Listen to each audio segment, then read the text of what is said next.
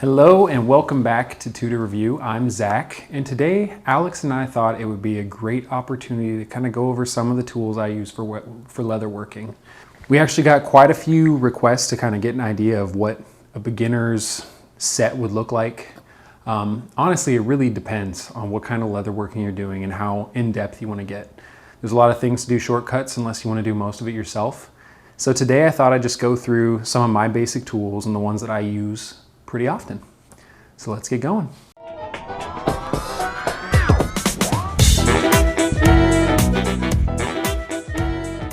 The first and most basic thing you're going to want is a mat to do your cutting on. This one is a fairly cheap one.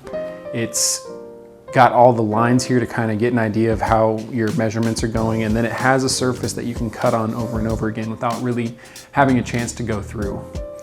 I'll put a link for this in the description. I'm going to have a link for all of the tools in the description, and if you go through that link and get those, I'll get a little bit of cash as well, so thank you for that. But the next thing to look at is, with a cutting device, an X-Acto knife. An X-Acto knife is a precision cutting tool. It's got a point that's going to allow you to make those finite cuts that you might need to. For example, you see this piece of leather. If you have a sharp X-Acto knife and you want to make a good cut, you don't have to put a lot of pressure on, and it cuts right through that. Again, I'll put a link to one of those in the description. You want to get a few different blades to go with it just in case they start to dull. It gets really hard to cut leather once it gets dull, and you don't want that to happen, especially when you're trying to be very careful about what you're cutting. Next up, something that I use along when I'm cutting things is an awl. So an awl can be used for multiple different things. It can be used to trace out what you're going to cut on your leather, or it can be used for when you're making holes. As simple as doing something like this to work through your hole, or to push something through the leather. You can see, let me see if I can show you where the line is that I made with that awl. And that makes for a very easy way to follow the line with a knife or whatever cutting tool you're using. Another important thing to have is a surface on which to do your punches with. If you're trying to put in holes or stitching lines or things like that, sometimes people will use a block of wood and they'll punch through that, but slowly over time that wood starts to chip away and it just gets messier and messier. This actually has almost a self-healing surface on it. I don't know if you can tell on there, but as those go through, it still keeps a pretty unique and smooth surface. As you go through, this goes in, it's going to stick in there and it's not going to move. But once you pull it out, you can't really even tell that it went in. So along with that, there are all sorts of different hole punches or stitching tools. They come in different sizes, different shapes for the heads. This would be a diamond head just because of it's hard to see on there, the shape it makes in the leather. And this would be more of a straight edge to it. I'll do a couple little push throughs on some of this to kind of give you an idea of what it looks like on some leather. But if you look at, here's a diamond head. When I punch this through, it gives almost a diamond shape to the hole. When you use one of these other ones that's more of a straight on edge,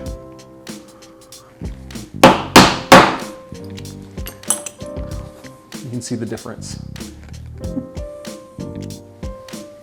It's catching it. There you go.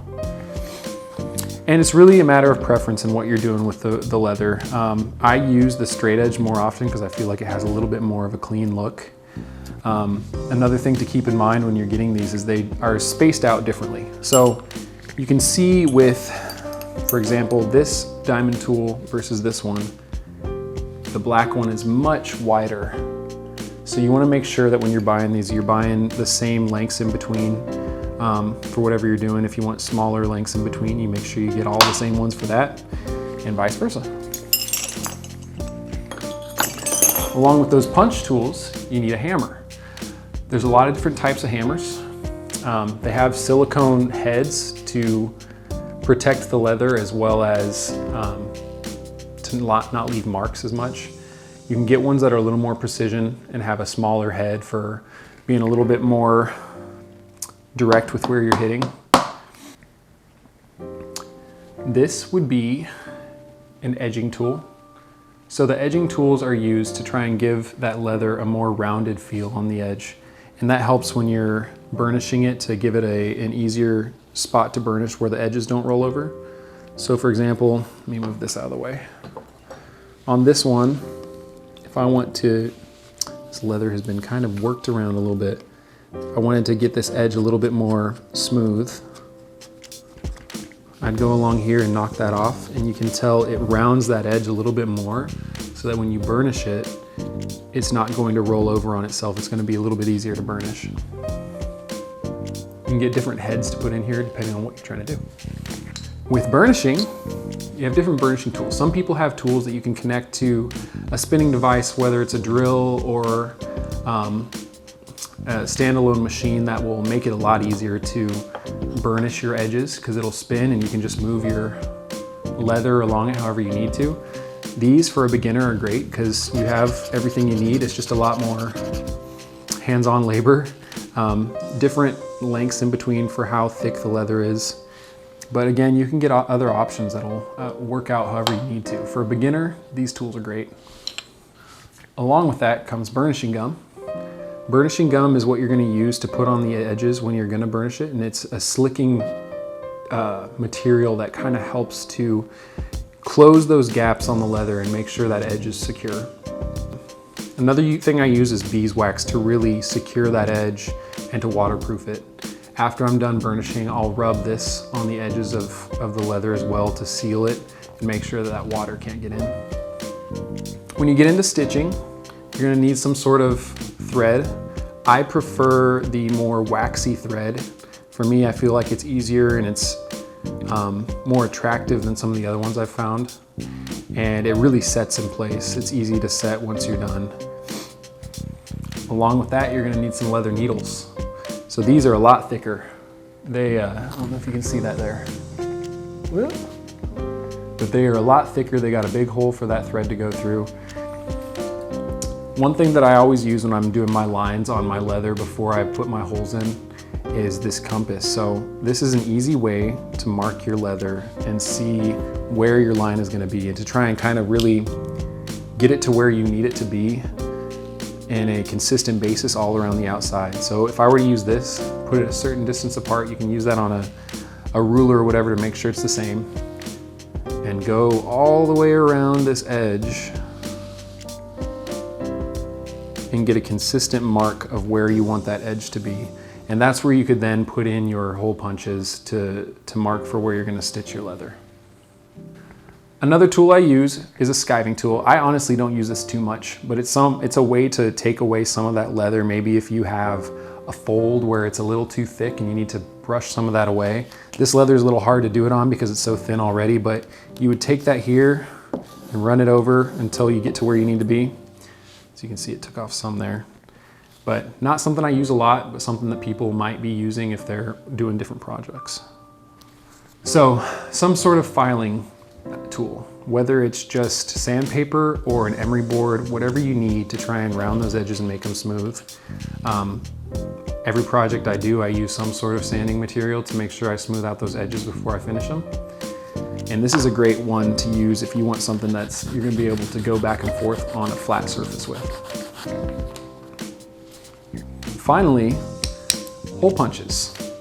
Now, a lot of times I have punches I'll use with a hammer, depending on what I'm putting in. If it's some sort of bracket or a loop for a keychain, I'll use something that comes with those pieces. But if you need to just put a hole in, this is a great option. You can adjust the different sizes of the hole. And then once you're ready to do your hole, you put it right on there, and there you go. You already got your hole right there. They're very easy to use. Depending on what you're doing, it's simple, and you can see as the leather goes through, it'll finally push itself out through this hole so it doesn't get stuck in there. but fairly inexpensive and easy to use. All right, so if you have any other questions about leatherworking, I'm not a professional, but I have been doing it quite a bit, and if I can help you or you can help me, feel free to reach out. We'd love to hear some more. I'm gonna be doing a video to do with making a sheath for a knife, probably a machete on this one, but something to look forward to in the future. And thank you again for watching. Don't forget to like and subscribe and tune in for our next video. Thank you.